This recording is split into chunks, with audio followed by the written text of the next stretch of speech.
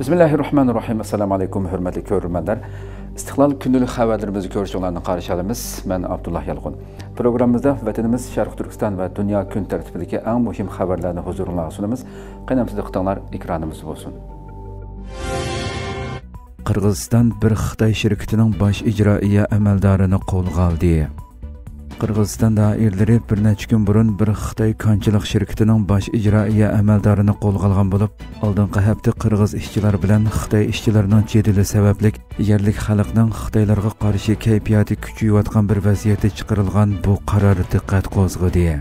Fransiya Xalqara Radiosu'nun aloqador xabarida bildirilishicha, Qirg'iziston davlat bexatarlik organi bu hafta bayonot e'lon qilib, 20 noyabr Xitoyning Kemin boyliq guruhining bosh ijroiya amaldorini qo'lga olganligini, uning kon boshqarish jarayonida zo'r ko'lamda ekologik muhitga buzg'unchilik qilish va hukumatga yolg'on ma'lumot yo'llash bilan ayblanganligini bildirgan. Xitoy yaqinqi yillarda Turkiston Jumhuriyatlarida g'oyat zo'r mablag' orqali har qaysi sohalardagi ta'sirini mavjudligini kuchaytirayotgan bo'lib, Xitoy shirkatlarining ishchilarining ko'payishi, muhim boylik manbalarini egallab olishi, muhit bulg'ishi yerlik xalqning noroziligini qo'zg'amoqda va ziddiyatlarga sabab bo'lmoqda. Erkin Avropa Radiosu'nun xabaridan ma'lum bo'lishicha, 15 noyabr Qirg'izistonning Chuy rayonida Qirg'iz va Xitoy qurilish ishchilari o'rtasida keng ko'lamli jadal yuz berib, har ikki tarafdan nurg'un kishi soqchi doiralar tarafidan tutib ketilgan. Bu vaqtdagi videolar ijtimoiy taratqularda tarqalib, Qirg'iziston tavasida Xitoyga qarshi kayfiyat qo'zg'algan. Bu ahvol Qirg'iziston hukumatining diqqatini tortgan bo'lib, Qirg'iziston tashqi ishlar ministri bu haqda ifoda bildirishga majbur bo'lgan. U Xitoy ishchilarining qonunli xizmat vizasi bilan Qirg'izistonga kelganligini, viza vaqti to'shqanda davlatdan ayrilganligini, ayrilmagan taqdirda majburiy qaytarilganligini ta'kidlagan.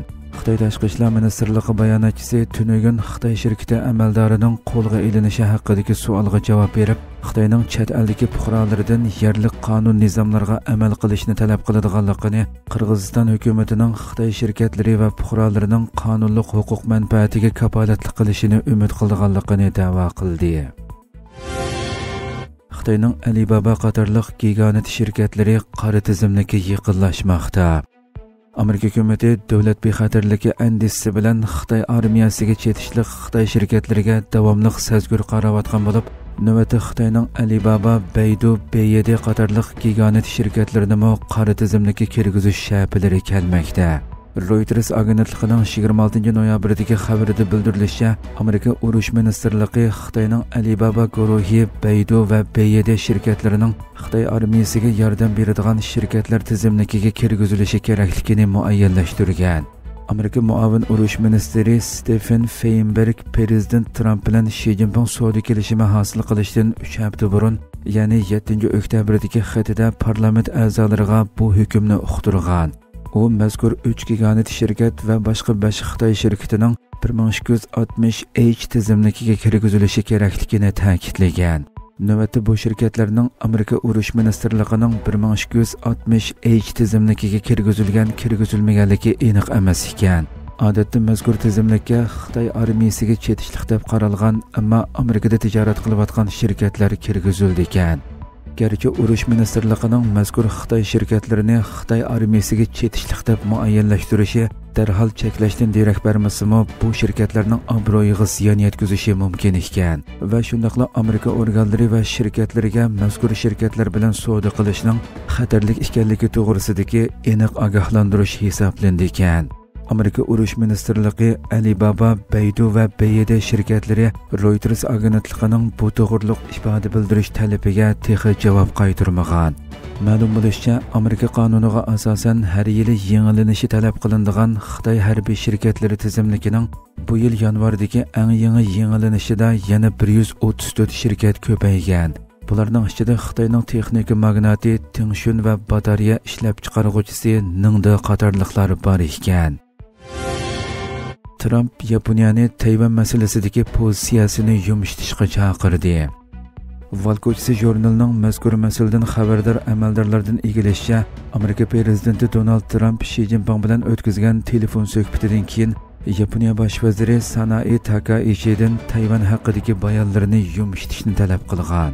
Bu xil odatdan tashqari diplomatik aloqalar Yaponiyada andisha paydo qilgan bo'lib, ular Amerika hukumatining Xitoy bilan bo'lgan savdo muqimligini rayonning bexatarligidan muhim o'ringa qo'yayotgan bo'lishidan ansirmoqda.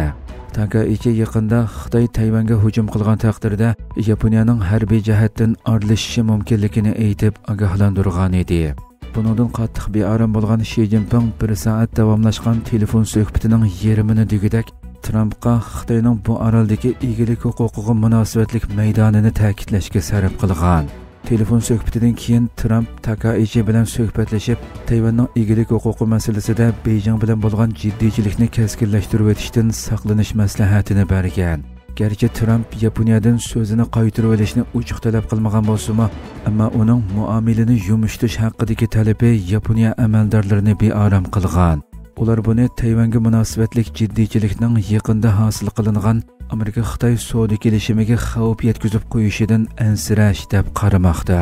Analizchilarning qarashicha, Trumpning avval Shi Jinping bilan andin Takaichi bilan ko'rishishi Beijing bilan qo'lga keltirilgan iqtisodiy manfaatlarni qo'g'dash uchun Amerikaning ittifoqdoshini asosiy bexatarlik masalasida tizginlash orzusining ishorati bo'lishi mumkin ekan.